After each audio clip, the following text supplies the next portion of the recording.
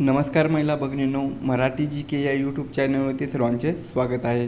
तर पहा, तुमचे 10 फेब्रुवारीपासून पेपर हे सुरू होणार आहेत। तर त्या अनुषंगाने आज आपण काही अतिसंभाव्य प्रश्नसंच पाहणार आहोत। हे प्रश्न पहा, तुम्हाला परीक्षेच्या दृष्टिकोनातून महत्त्वपूर्ण ठरणारे आहेत। तरी तुम्ही चॅनलवर नवीन असाल तर चॅनलला सबस्क्राईब करून ठेवा, कारण तुम्हाला असेच महत्त्वपूर्ण व्हिडिओ नक्कीच बघावयास मिळतील। चला तर मग व्हिडिओला सुरुवात करूया। तर पहा, प्रश्न क्रमांक पहिला, बेटी बचाओ बेटी पढाओ या कार्यक्रमाचा उद्देश काय आहे? महिला भगिनींनो, प्रश्नाचं उत्तर येत असेल तर कमेंट बॉक्समध्ये देत चला। तर या प्रश्नाचं उत्तर पहा, ऑप्शन क्रमांक 1 बेटी बचाओ बेटी पढाओ। पहा, या कार्यक्रमाचा उद्देश हा महिला आरोग्य असा आहे। प्रश्न क्रमांक दुसरा, महिला उद्योजकांना पाठबळ देण्यासाठी महिला व बालविकास मंत्रालयाने सुरू केलेल्या ऑनलाईन व्यासपीठाचे नाव काय आहे? तर या प्रश्नाचं उत्तर पहा, ऑप्शन क्रमांक 2 महिला ई-हात। तर पहा, महिला उद्योजकांना पाठबळ देण्यासाठी महिला व बालविकास मंत्रालयाने सुरू केलेल्या ऑनलाईन व्यासपीठाचे नाव हे महिला ई-हात असं आहे। प्रश्न क्रमांक तिसरा, पोषण अभियानात कोणत्या कारणामुळे 6 ते 59 महिन्याच्या बालकांना व्हिटॅमिन ए पूरकता दिली जाते?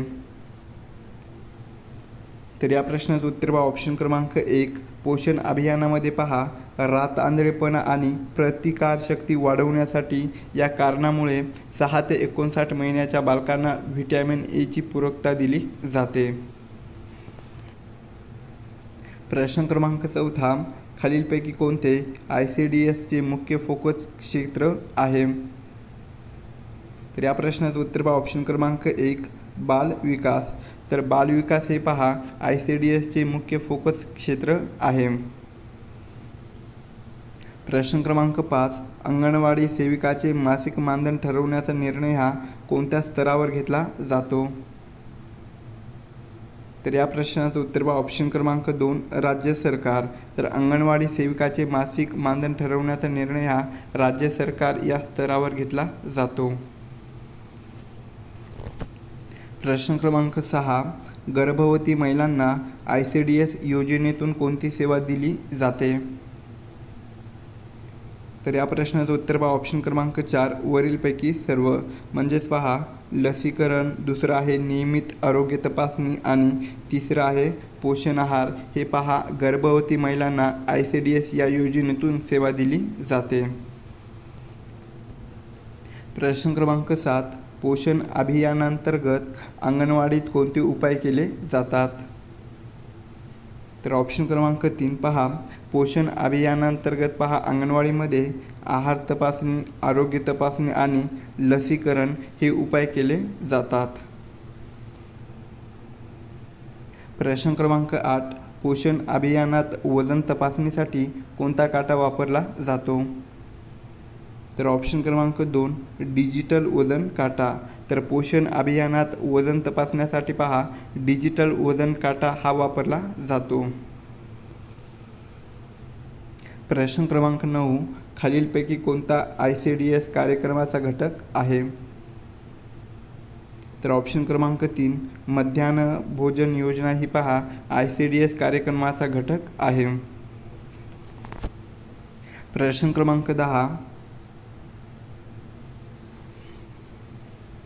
पुढील प्रश्न आहे, महाराष्ट्रातील कोणत्या जिल्ह्यातील पानपिंपळी वनस्पती व हरभऱ्याला GI टॅग प्राप्त झालेला आहे? तर या प्रश्नाचं उत्तर पहा, ऑप्शन क्रमांक 4 महाराष्ट्रातील पहा अमरावती। कोणता आहे? महाराष्ट्रातील अमरावती या जिल्ह्यातील पहा पानपिंपळी वनस्पती आणि हरभऱ्याला GI टॅग प्राप्त झालेला आहे। प्रश्न क्रमांक 11, पोषण अभियानात बालकांसाठी नियमित आहाराच्या प्रमाणाचे पालन कोण करतो? तर ऑप्शन क्रमांक 3 अंगणवाडी सेविका। तर पोषण अभियानात बालकांसाठी नियमित आहाराच्या प्रमाणाचे पालन हे पहा अंगणवाडी सेविका करते। पुढचा प्रश्न आहे, ICDS म्हणजे काय? तर या प्रश्नाचं उत्तर पहा ऑप्शन क्रमांक 3 ICDS म्हणजे एकात्मिक बाल विकास सेवा। प्रश्न क्रमांक 13, ICDS अंतर्गत अंगणवाडी केंद्राचा उद्देश काय आहे? तर या प्रश्नाचं उत्तर पहा ऑप्शन क्रमांक 2, लवकर बालपण काळजी घेणे आणि विकासाला प्रोत्साहन देणे हे पहा ICDS अंतर्गत अंगणवाडी केंद्राचा उद्देश आहे. नेक्स्ट क्वेश्चन पहा, पोषण अभियानात बालकांना नियमितपणे कोणते पूरक आहार दिले जातात? तर ऑप्शन क्रमांक 1 पहा पूरक पोषक आहार पिठी. तर पोषण अभियानात बालकांना पहा नियमितपणे पूरक पोषक आहार पिठी हे पूरक आहार दिले जातात. प्रश्न क्रमांक 15, कोणत्या तारखेला ICDS योजना सुरू झाली? तर ऑप्शन क्रमांक 2 ऑक्टोबर सन 1975 या तारखेला पहा ICDS योजना ही सुरू झालेली आहे. प्रश्न क्रमांक 16, ICDS कार्यक्रमाचे प्राथमिक उद्दिष्ट काय आहे? तर ऑप्शन क्रमांक 3 पहा ICDS कार्यक्रमाचे प्राथमिक उद्दिष्ट हे बालविकास आणि पोषण हे आहे. प्रश्न क्रमांक 17, खालीलपैकी कोणता ICDS कार्यक्रमाचा घटक आहे? महिला भगिनींनो हा रिपीट प्रश्न झालेला आहे. तर याचं उत्तर आहे पहा मध्यान्ह भोजन योजना. पुढचा प्रश्न आहे, एली फिस्टनला जमीन महसुलीच्या संदर्भात महाराष्ट्रात कोणती पद्धत लागू करायची होती? तर ऑप्शन क्रमांक 2 पहा मौजेवारी पद्धत. तर एली फिस्टनला जमीन महसुलीच्या संदर्भामध्ये पहा आपल्या महाराष्ट्र या राज्यामध्ये मौजेवारी पद्धत ही लागू करायची होती.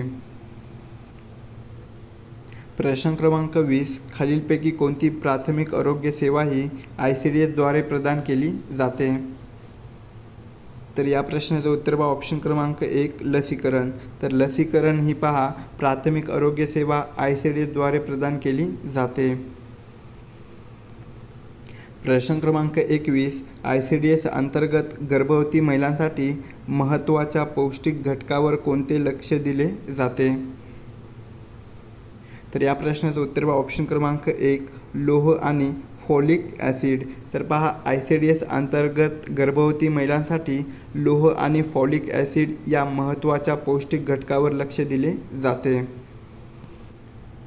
प्रश्न क्रमांक 22, ICDS कार्यक्रमाचा उद्देश मुलांमधील कुपोषण दूर करणे आहे.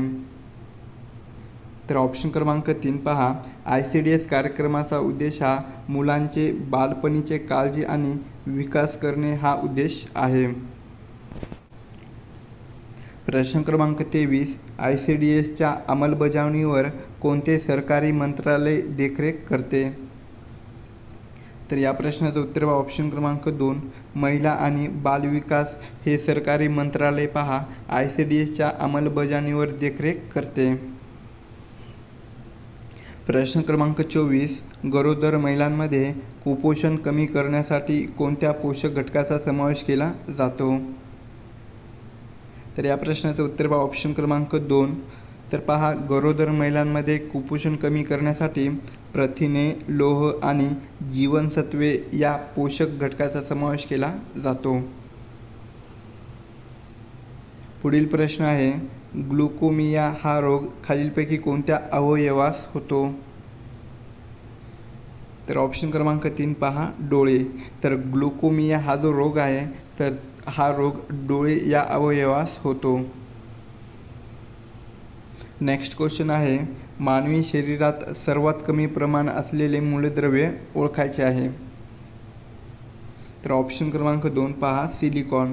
तर मानवी शरीरात सर्वात कमी प्रमाणात असलेले मूलद्रव्य कोणते आहे तर ते सिलिकॉन आहे. प्रश्न क्रमांक 27, खालीलपैकी कोणते जीवनसत्व हे रक्त गोठवण्याच्या क्रियेत मदत करते? तर या प्रश्नाचं उत्तर पहा ऑप्शन क्रमांक 3 जीवनसत्व के. तर के हे जीवनसत्व रक्त गोठवण्याच्या क्रियेस मदत करते.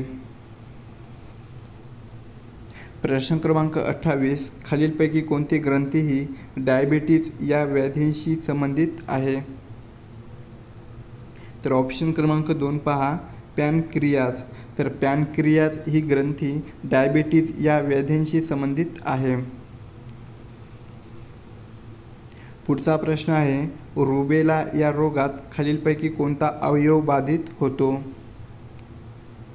तर ऑप्शन क्रमांक 3 मानेची ग्रंथी. तर रुबेला या रोगामध्ये पहा, मानेची ग्रंथी हा अवयव बाधित होतो. प्रश्न क्रमांक 30, कर्बोदकाच्या कमतरतेमुळे लहान मुलांमध्ये खालीलपैकी कोणता रोग होतो? तर ऑप्शन क्रमांक 2 पहा, कर्बोदकाच्या कमतरतेमुळे लहान मुलामध्ये सुकटी, कोणता? सुकटी हा रोग होतो. प्रश्न क्रमांक 31, खालीलपैकी कोणत्या रक्तगटात कोणतेही प्रतिद्रव्य नसते? तर ऑप्शन क्रमांक 3 पहा, रक्तगट AB. तर रक्तगट AB या रक्तगटामध्ये कोणतेही प्रतिद्रव्य नसते. प्रश्न क्रमांक 32, महिला भगिनींनो हा मोठा प्रश्न आहे, समजून घ्यायचा प्रयत्न करा. खालीलपैकी कोणत्या निदान तंत्रात शरीराच्या कोणत्याही भागाला भेटू शकणाऱ्या चुंबक तत्व तसेच रेडिओ लहरीचा उपयोग करून शरीराच्या विविध अवयवाची प्रतिमा केली जाते? पुन्हा एकदा प्रश्न पहा की खालीलपैकी कोणत्या निदान तंत्रात शरीराच्या कोणत्याही भागाला भेटू शकणाऱ्या चुंबक तत्व तसेच रेडिओ लहरीचा उपयोग करून शरीराच्या विविध अवयवाची प्रतिमा तयार केली जाते? तर या प्रश्नाचं उत्तर ऑप्शन क्रमांक 3 MRI. तर MIR या तंत्रामध्ये पहा, अवयवाची प्रतिमा तयार केली जाते. प्रश्न क्रमांक 33, कर्बोदके हे खालीलपैकी कोणत्या पदार्थाच्या स्वरूपात आढळतात? तर ऑप्शन क्रमांक 4 पहा, वरीलपैकी सर्व. म्हणजेच पहा, कर्बोदके हे शर्करा, पिष्टमय पदार्थ आणि तंतुमय पदार्थ या पदार्थाच्या स्वरूपामध्ये आढळतात. प्रश्न क्रमांक 34, प्रथिनाच्या कमतरतेमुळे खालीलपैकी कोणता रोग होतो? तर ऑप्शन क्रमांक 1 सुजवटी. तर प्रथिनांच्या कमतरतेमुळे सुजवटी हा रोग होतो. प्रश्न क्रमांक 35, 2024चा साहित्य अकादमी पुरस्कार कोणाला देण्यात आलेला आहे? तर ऑप्शन क्रमांक 4 सुधीर रसाळ. तर सुधीर रसाळ यांना 2024चा साहित्य अकादमी पुरस्कार हा देण्यात आलेला आहे. प्रश्न क्रमांक 36, घुमुरा नृत्य हे कोणत्या राज्यातील लोकनृत्य आहे? तर ऑप्शन क्रमांक 1 ओडिसा. तर घुमुरा हे जे नृत्य आहे, तर हे नृत्य ओडिसा या राज्यातील लोकनृत्य आहे. प्रश्न क्रमांक 37, प्लासीची ऐतिहासिक लढाई ही खालीलपैकी कोणत्या वर्षी झाली? तर ऑप्शन क्रमांक 3 सन 1857 या वर्षी प्लासीची ऐतिहासिक लढाई झालेली होती. प्रश्न क्रमांक 38, गोविंद विठ्ठल कुंटूर हे कोणत्या नावाने ओळखले जातात? तर ऑप्शन क्रमांक 3 पहा, गोविंद विठ्ठल कुंटूर हे पहा, भाऊ महाजन. कोण? भाऊ महाजन या नावाने ओळखले जातात. प्रश्न क्रमांक 39, अभिनंदन ही शिक्षण कर्ज योजना कोणत्या राज्याने सुरू केलेली आहे? तर ऑप्शन क्रमांक 2 आसाम. तर अभिनंदन ही शिक्षण कर्ज योजना आसाम या राज्याने सुरू केलेली आहे. नेक्स्ट क्वेश्चन आहे, झेंडा सत्याग्रह हा खालीलपैकी कोणत्या वर्षी झाला होता? तर ऑप्शन क्रमांक 3 सन 1923 या वर्षी झेंडा सत्याग्रह झालेला होता. पुढील प्रश्न आहे, कॉमनवेल्थ हे वृत्तपत्र खालीलपैकी कोणाचे आहे? तर ऑप्शन क्रमांक 3 पहा, ॲनी बेझंट. तर कॉमनवेल्थ हे वृत्तपत्र ॲनी बेझंट यांचं आहे. प्रश्न क्रमांक 42, 2 ऑक्टोबर हा महात्मा गांधीचा जन्मदिवस कोणता दिवस म्हणून साजरा केला जातो? तर या प्रश्नाचं उत्तर पहा, ऑप्शन क्रमांक 2 आंतरराष्ट्रीय अहिंसा दिन. तर 2 ऑक्टोबर हा महात्मा गांधीचा दिवस हा आंतरराष्ट्रीय अहिंसा दिन म्हणून साजरा केला जातो. प्रश्न क्रमांक 43, कला महोत्सव काला घोडा हे कोणत्या शहराशी संबंधित आहे? तर ऑप्शन क्रमांक 4 मुंबई. तर कला महोत्सव काला घोडा हा मुंबई या शहराशी संबंधित आहे. प्रश्न क्रमांक 44 केडगाव येथे मुक्ती सदनची स्थापना खालीलपैकी कोणी केली? तर ऑप्शन क्रमांक 2 पंडिता रमाबाई. तर पंडिता रमाबाई यांनी केडगाव येथे मुक्ती सदनची स्थापना केली. प्रश्न क्रमांक 45 भारतातील सर्वात मोठा सोलर बॅटरी प्रकल्प हा कोणत्या राज्यामध्ये आहे? तर ऑप्शन क्रमांक 2 छत्तीसगड. तर भारतातील सर्वात मोठा सोलर बॅटरी प्रकल्प हा छत्तीसगड या राज्यामध्ये आहे. प्रश्न क्रमांक 46 भगतसिंग, सुखदेव व राजगुरू या क्रांतिकारकांना कोणत्या वर्षी फाशी देण्यात आलेली होती? तर या प्रश्नाचं उत्तर बघा ऑप्शन क्रमांक 1 सन 1931. तर भगतसिंग, सुखदेव व राजगुरू या क्रांतिकारकांना सन 1931 या वर्षी फाशी देण्यात आलेली होती. प्रश्न क्रमांक 47 भाभा ॲटॉमिक रिसर्च सेंटर ही संस्था कुठे आहे?